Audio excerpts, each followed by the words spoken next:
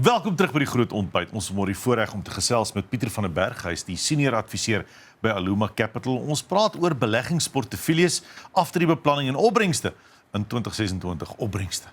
So lekker woord. Hallo Pieter, hoe gaan dit? Môre Pierre, môre Jennifer, môre aan al ons luisteraars en kykers al buitekant.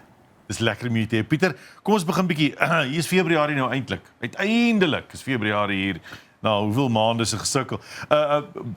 Hoe gereeld behoort 'n mens in jou beleggingsportefeuilles te kyk, te heroorweeg, te hersien? As dit nou so in die begin van die jaar is nou weer, in watter faktore moet 'n mens maar in ag neem? Ek dink die belangrike faktor is, wat's die impak van jou beleggings in 'n groei en diversifisering? So baie mense het beleggings en dis wonderlik, maar as jy regtig gaan kyk na 'n goeie belegger, dan het hy gediversifiseerde portefeulje en hy kyk daarna, wat is elkeen se voordeel, wat is sy groeitendens en wat is sy kostes? Maar baie belangriker, wat is daai belegging se impak op jou boedel en op jou belasting? En daar is eintlik 'n prentjie wat saamgesit moet word en ten minste een keer 'n jaar moet hersien word. En ek dink wanneer ons kyk na langtermynbeplanning, so byvoorbeeld pensioenfondse en goeders, jy kan nie soveel insaag hê by pensioenfondse, maar wel by anniteite. Kan jy in jou finansiële adviseur op 'n gereelde basis sit en sê, goed, hoe bou ek hierdie prentjie? Hoe het die prentjie gelyk? Moet ek dalk veranderinge maak? En weet, as die beplanning reg is dit klein verstellingkies, dis nie radikale verstellings nie. Dis die markte regtig waar jy weet daar kom nou groot ineenstorting, dan sê jy radikale veranderinge maak. En natuurlik hoe ouer jy is, hoe meer konservatief sal jy gaan voor aftrede. As wat jy jonk is, sal jy meer aggressief gaan want jy het tyd. Hoe berei ek myself voor vir hierdie onverwagte gebeure in die mark byvoorbeeld? Kennis. Gelukkig het ons ChatGPT. Dit help ons baie. Ek dink kennis is die grootste aspek, want daar's soveel verskillende, as ek het dit al gesê, as ek 100 adviseurs in 'n kamer het, dink ek gaan ons almal kwaad mekaar wees, almal gaan 100 verskillende opinies en uitkyke en ervarings hê en toepassings. So jy is die persoon wat die belegging doen jy huiswerk. Gaan doen 'n bietjie, weet as jy voorlegging kry van jou finansiële adviseur, gooi hom die ChatGPT, kry 'n paar vrae wat jy nie geweet het nie, kyk wat die antwoord wat ChatGPT gee en kyk dit en kry opinies. Ek dink dit is een adviseur is nie die antwoord nie, want daar is so verskillende antwoorde en oplossings daar buitekant en wat alternatiewe oplossings. Jy tradisionele adviseurs het een oplossing en dis gewoonlik net in die produkhuise alternatief. Daar's baie meer om te offer, baie meer op en af en risiko, maar diversifisering is die antwoord. Saam met risiko kom daar opbrengste. Die mense moet dit altyd onthou. Dis juist die risiko wat 'n belegging sy waarde gee. Ons 'n bietjie praat oor watter tyd 'n mens nou eintlik moet begin kyk na jou aftrede en na jou beleggings. Is daar 'n spesifieke tyd wat jy mens in die mark waar dit mens meer sensitief is, wat mens nou moet 'n keuse maak of is algemene insig oor jou produk dwars deur die jaar die heeltyd die beste opsie? Baie interessant is as jy 'n ouer is en jy het 'n kind wat nou gebore is en jy sit vir hom 'n tax-free investment in. Hierdie R36.000 vir 'n jaar en jy doen dit vir die termyn van amper 14 jaar, kom tot jou 500.000 en jy los daai kind tot by ouderdom van 30, kan hy amper oor die R20 miljoen se groei. Wat? As jy die beplanning reg doen. En dis as jy jou kind vat. Nou, dis net as 'n babietjie. Kom ons vasvoet iemand wat wil aftree. Weet jy, vir mense kom in die laaste 6 maande van hulle aftrede, dan wil hulle nou kom ons sê, goed, ek gaan nou aftree, kom ons maak 'n plan. En dis 'n realiteit wat elke dag gebeur. Die grootste vrees wat ek het is, wanneer ek werk met mense aftrede, dan werk op hulle volle salaris, hulle het nog nooit afgeskaal nie, en hulle verwag dieselfde inkomste van hulle pensioen af. En daar's die grootste gaping wat jy kan kry, en om daardie kopskuif te maak van ek moet minder geld hê, met minder oor die weg kom en 'n lewensaanpassing doen. Dis 'n krisis in meeste mense se lewens. So wat dink jy is die grootste foute wat mense maak as dit kom by aftreebeplanning? Ons almal maak daai fout, ons dink ons het genoeg. Ja. Dit hang af wat is jou behoeftes. As jy kan klaarkom met bitter min, dan is jy beter af op aftreebeplanning. Meeste mense wil hulle karre en huise afbetaal as jy by aftreebeplanning kom as jy aftree. Nee. Jy moet 'n dissipline hê wat ten minste 5 jaar voordat jy aftree nie skuld het nie. Jy moet kan leef sonder skuld. Weet jy, vir mense leef van hulle kredietkaart om hulle gekryde nuusware te koop. Ja. En dis 'n daaglikse realiteit in Suid-Afrika. Mense gaan in hulle oortrokke fasiliteite in om te oorleef, nie om buitengewone geld te leen vir geleenthede nie. Ja, wanneer ek met mense sien, ek doen hulle begroting. En ek sê vir hulle, goed, wys vir my wat jou begroting vir kruideniers word en dan sluit hulle daarso in skoonmaakmiddels, vleis, kos, brood en sommer entertainment.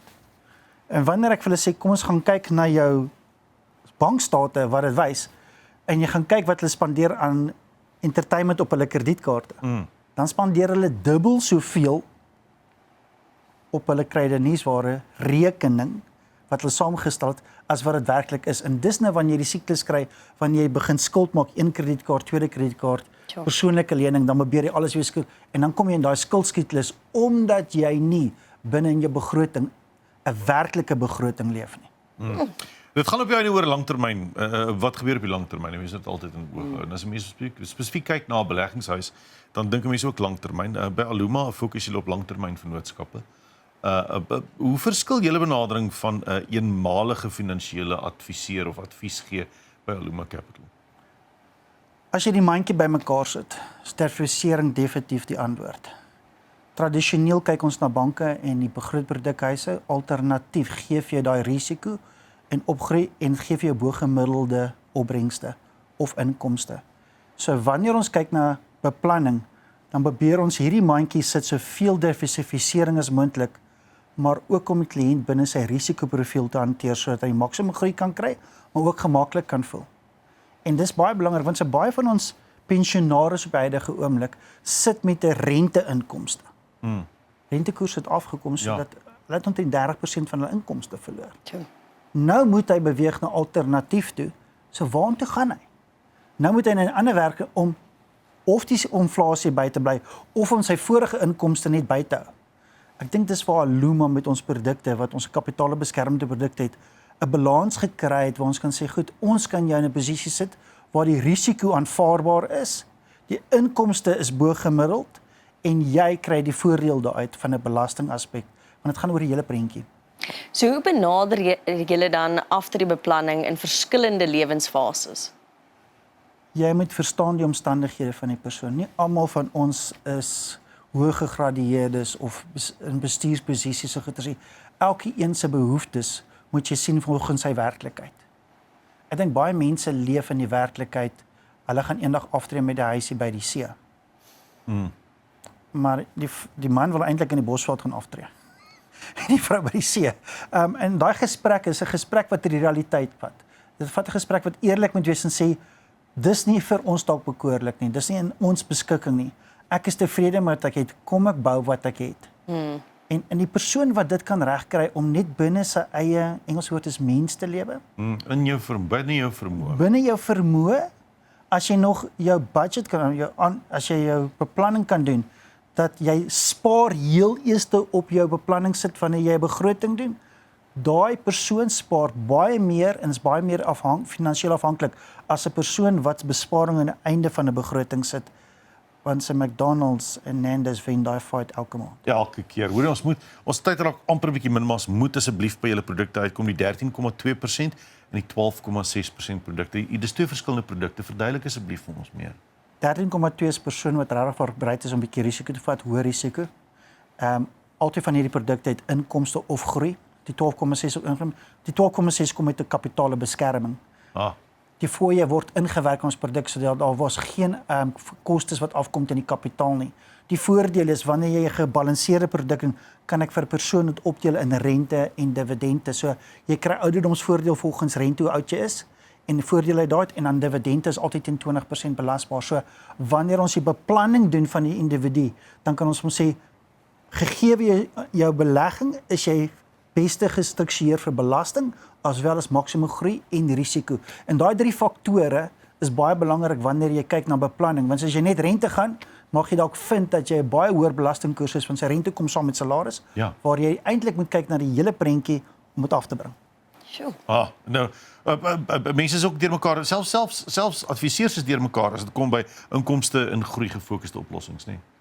Ja. Jy moet altyd 'n groei komponent hê saam met inkomste. Inflasie gaan jy opeet as jy alles net in inkomste het. So jy moet jou belegging kan aanvul op 'n gereelde basis om by inflasie by te hou. En die maklikste om vir inflasie by te werk, gaan kyk na jou kosrekening. Dit gaan vir jou 'n duidelike dan gee wat jou werklike inflasie is. As jy kyk na medies is 10%, as jy kyk na brandstof bo 10%, as jy kyk na kos en dis die basiese goederes en krag. Almal van ons het dit nodig. Nie luksede nie. Dis nie luksede nie. Daai is 10%. Hoe vul jy dit aan per jaar? So as jy R100 gehad en jy is 40% af aan die einde na 4 jaar. Iewers dan moet jy dit aanvul. Iewers is jy in die moeilikheid. Ja. Baie dankie jy draai gemaak het Pieter, is lekker om met te gesels oor wat jy by Aluma Capital het. Indien jy enigsins vrae het wat jy vir Aluma Capital wil vra of wat nou in die onderhoud bespreek is jy meer as welkom om 'n e-pos te stuur en by Aluma Capital uit te vind daaroor. Stuur gerus jou e-pos aan dgo@aluma.co.za dgo@aluma.co.za. Hulle help jou graag. Dankie Pieter. Baie dankie Pierre, baie dankie Jennifer, en dankie aan ons kykers. Nou ja, dis aan Pieter van der Berg van Aluma Capital. As ons terugkom, net advertensiebreek, dan gesels ons met Gillie Hofman. As jy kinders het op skool wat sterk in die sport is, dan is hierdie onderhoud vir jou. Aluma Capital, altyd aan die groei.